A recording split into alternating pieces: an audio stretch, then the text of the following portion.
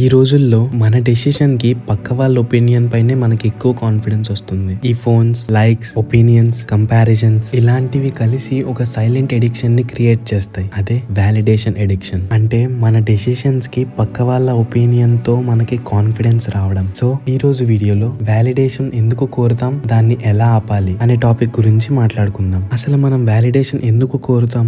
దీనికి కృష్ణుడు చెప్పిన ఒక 3 మాటలు. మనకు బిలాంగింగ్ కావాలి. అదర్స్ ఒపీనియన్ ని మన ఐడెంటిటీగా చూసుకుంటాం అండ్ మన వర్త్ ని బయట వాళ్ళ చేతుల్లో పెట్టేస్తాం. ఈ 3 ఉన్నప్పుడు ఒక చిన్న పొగడ్త మనల్ని హెవెన్ కి తీసుకెళ్తుంది. ఒక చిన్న ఇన్సల్ట్ మనలను గ్రౌండ్ కి పడేస్తుంది. దీన్ని కంట్రోల్ చేయడానికి కృష్ణుడు చెప్పిన formula shift from how do I look to who am I becoming. ఇది ఐడెంటిటీని స్టెబిలైజ్ చేస్తుంది. బయట క్లాప్స్ మీద కాకుండా మన గ్రోత్ మీద ఫోకస్ వస్తుంది. Practice internal approval. కృష్ణుడు చెప్పాడు, ఆత్మ తమను తాము సాక్షిగా చూడాలి. అంటే నీ ఎఫర్ట్, నీ ఇంటెన్షన్, నీకు నువ్వు అప్రూవల్ ఇవ్వాలి. Stop taking opinions as truth. Opinions are projections. నీ వర్త్ కి సంబంధమే లేదు. ఈ ట్రూత్ అర్థమైతే బయట జడ్జ్మెంట్ ని పట్టించుకోవు. Self validation equals to self freedom. మనం మన డెసిషన్స్ కి మనమే స్టాండ్ తీసుకుంటే కాన్ఫిడెన్స్ న్యాచురల్ గా వస్తుంది. కంపారిజన్స్ తగ్గిపోతాయి. మైండ్ స్టడీగా ఉంటుంది. ఈ రోజు ప్రాక్టీస్ ఏంటంటే, ఏదైనా డెసిషన్ తీసుకునే ముందు నిన్ను నువ్వు క్వైట్లీ అడగాలి, ఇది నాకు కావాల్సిన అప్రూవలేనా